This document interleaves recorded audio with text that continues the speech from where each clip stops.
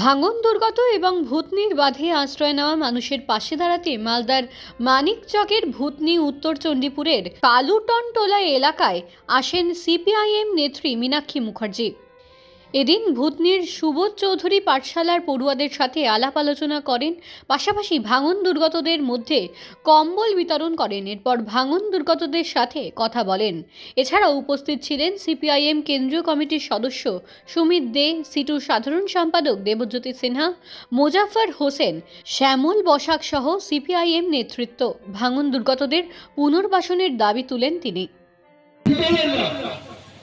সরকারি সাহায্য নিয়ে এখানে করে আপনারা দেখেছেন যে কিভাবে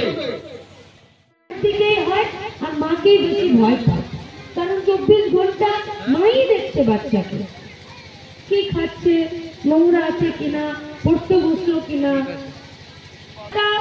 পরিবেশ পরিস্থিতি চলছে যে সবাই স্কুলের পরিবর্তে, একটা হেলথ সেন্টারের পরিবর্তে, একটা কোচিং সেন্টারের পরিবর্তে, একটা হসপিটালের পরিবর্তে সবাই মন্দির মসজিদ বানাতে ব্যস্ত। ওদেরকে এগিয়ে নিয়ে যেতে হবে, ওদেরকে ভাবনার দ্বারা ভাবাতে হবে যে আমরা সবাই মিলে একসঙ্গে আমার বাড়িটাকে রক্ষা করব, পরিবারটাকে রক্ষা করব, পাড়াটাকে রক্ষা করব, ভূতিটাকে রক্ষা করব, আমাদের এই সমাজটাকে রক্ষা করব এবং যে জায়গায় আছি তার চেয়ে আরো ভালো জায়গায় এগোনোর চেষ্টা করব। আমরাও পড়াশোনা শিখব। পশ্চিমবঙ্গে আজকে পড়াশোনার খুব আকাল পড়েছে। পুরো মাস্টারমশাইদের এই যে গঙ্গাপদ্মা ভাঙনের সব থেকে বেশি বিপর্যস্ত, বাড়ি ঘর দৌড় জমি কিচ্ছু নেই, গরু ছাগল হাঁস মুরগি সব চলে গেছে, গরমের কাপড়টুকু নেই। এই আজকে যা ঠান্ডা, কয়েকদিন ধরে যা বাতাস দিচ্ছে, তাতে যে এরা কীভাবে ওখানে বেঁচে বলতে টিকে আছে সেটাই একটা মানে ভাবনার বিষয়। না তো ভিডিও আসছে একটা বারো, না তো এখানে কেউ ডাক্তার বসাচ্ছে, না তো এরা কি খাচ্ছে, এরা কি গায়ে ঢাকা দিচ্ছে দেখার নেই।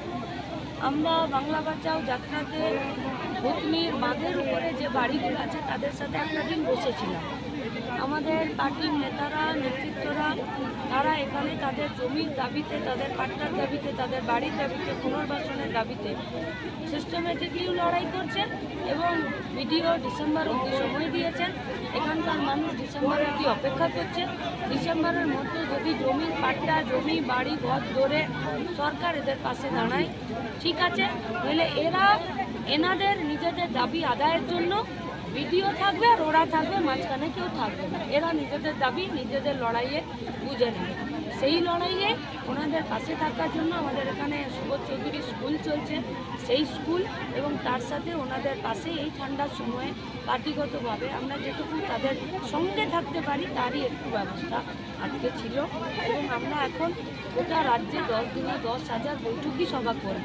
ভূতনির চরের বাঁধের উপরে যে বাড়িগুলো, সেদিন এসেও মানুষ যা আমাদেরকে বলেছিলেন আজকেও তাই বললেন। এক বললেন যে অনেকে বাঁধের উপরে আছে, কেউ বললেন যে বাঁধ খালি করে দিতে বলছে, কেউ বলছেন জমি পাট্টা দিচ্ছে না, কেউ বলছেন যে ত্রিপল যদি সরকারি লোক দিতে আসছে তাও মুখ দেখাদেখি করে দিচ্ছে। স্কুলটাও দূরে হয়েছে, যে স্কুলটা আমরা চালাচ্ছি সেই স্কুলটা দূরে হওয়ার জন্য বাচ্চাগুলো পড়তে আসতে পারছে না, তাও মায়েরা তাদেরকে জোর করে স্কুলে পাঠাচ্ছে। মানে একটা দুর্বিষহ জীবন। অথচ এরা ট্যাক্স পেয়ার, অথচ এরা এই পশ্চিমবঙ্গের ট্যাক্স পেয়ার। এরা পয়সা দেয় বলেই সরকার চলে, এরা ভোট দেয় বলেই সরকার গড়ে ওঠে। অথচ সরকারে এদের প্রতি কোনো এদের দায়বদ্ধতা নাই।